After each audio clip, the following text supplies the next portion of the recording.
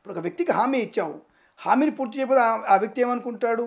మానసికమైన ఇబ్బంది పడతాడుగా. అలాంటిది భగవంతుడు నీ మొక్కు వల్ల ఆయనకు వచ్చేటువంటి డబ్బుల కోసం కాదు, నీ మొక్కు వల్ల నీ ధ్యానం ఎంత ఉంది, నీ యొక్క బుద్ధి ఎంతవరకు వికసింపజేస్తోంది, నువ్వు ఇచ్చినటువంటి మాట ఎంతవరకు నిలబెట్టుకోగలుగుతావు అనే తప్ప, నువ్వు ఇచ్చే డబ్బులు శివుడికి వెళ్ళవు, నువ్వు ఇచ్చే డబ్బులు విష్ణుమూర్తికి వెళ్ళవు, నువ్వు ఇచ్చిన బియ్యం ఆయనకి వెళ్ళవు, నువ్వు మొక్కిన నీళ్లు, నువ్వు పోసిన నీళ్లు ఆయనకి వెళ్ళవు, ఏది తీసుకోడు ఆయన.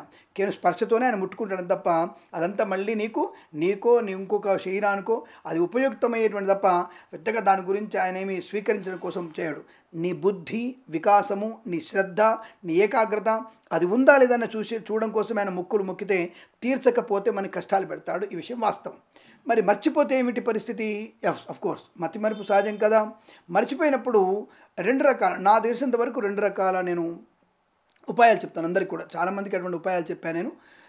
ఒకటి, వైష్ణవ సంప్రదాయం ఉన్నవాళ్ళు, అంటే వైష్ణవ సంప్రదాయంతో ఉన్నటువంటి వాళ్ళు శ్రీరంగం వెళ్ళాలి. శ్రీరంగం వెళ్ళి అక్కడ రంగనాథుని సన్నిధిలో స్వామిని ఏదైనా మొక్కులు మర్చిపోయి ఉంటే మాత్రం నీకు అర్పణ చేస్తానని చెప్పేసి అక్కడ స్వామి పుష్కరిణి ఉంటుంది, పుష్కరిణిలో స్నానం చేసి నీ దోషులు నీళ్ళు తీసుకొని ఆయన ఆ మొక్కులను నీకు సమర్పణ చేస్తానని చెప్పేసి ఆయనకి సమర్పణ చేయడం. శైవ మతంలో ఉన్నటువంటి వాళ్ళు, అంటే శివుని మాత్రమే పూజిస్తామే అనుకున్న వాళ్ళు ఇక్కడ మీకు ఇటు వేములవాడ కానీ లేదంటే శ్రీశైలం మల్లికార్జున స్వామి దగ్గరికి వెళ్ళి అక్కడ నదిలో స్నానం చేసి తప్పకుండా స్వామివారికి నాయన నేను పాతాళంలో మునిగి ఈ యొక్క మొక్కులన్నీ మొక్కినట్టయితే మర్చిపోయినట్టయితే ఇవన్నీ సమర్పణ చేయడానికి చెప్పి ఆయనకి అర్పణ చేసి హాయిగా మనకి మల్లికార్జున స్వామిని బ్రహ్మరాంబిక నమస్కారం చేసుకుంటే సరిపోతుంది. మరి సుబ్రహ్మణ్య స్వామికి ఇష్టం ఉన్నవాళ్ళు సుబ్రహ్మణ్య స్వామికి అర్పణ చేసుకోవడం. ఇలా నీకు ఏ భగవంతుడు ఇష్టపడుతున్నావో, నువ్వు కులదేవత ఏ దేవత ఉందో కులదేవతకు కూడా నువ్వు ఇలాంటి మొక్కుల్ని సమర్పణ చేసి ఆ క్షేత్రానికి వెళ్ళి అక్కడ స్వామి దర్శనం చేసుకొని ఎవరికైనా ఒక్కళ్ళకో ఇద్దరికో ముగ్గురికో కనీసం అన్నదానం చేస్తే నువ్వు మొక్కినటువంటి మర్చిపోయినటువంటి మొక్కుల ఫలితాన్ని అక్కడ తీసుకున్న వాళ్ళు అవుతారు. తప్పకుండా దానివల్ల మంచి శుభ ప్రయోజనం, భగవంతుడు అనుగ్రహాన్ని పొందుకునే అవకాశం ఉంటుంది.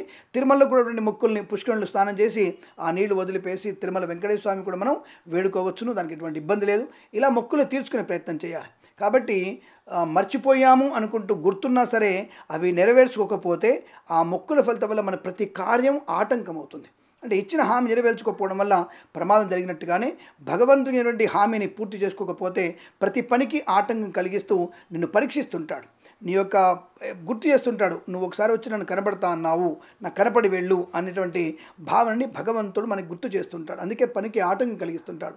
ఆటంకాలు కలిగినప్పుడు తప్పకుండా మీరు ఒకసారి గుర్తు తెచ్చుకొని మీ మొక్కుల్ని పూర్తి చేసుకుంటే తప్పకుండా మీకు అనుకూలవంతమైన భగవత్ కృపా కటాక్షాలు పొందుకునే అవకాశాలు ఉంటాయి.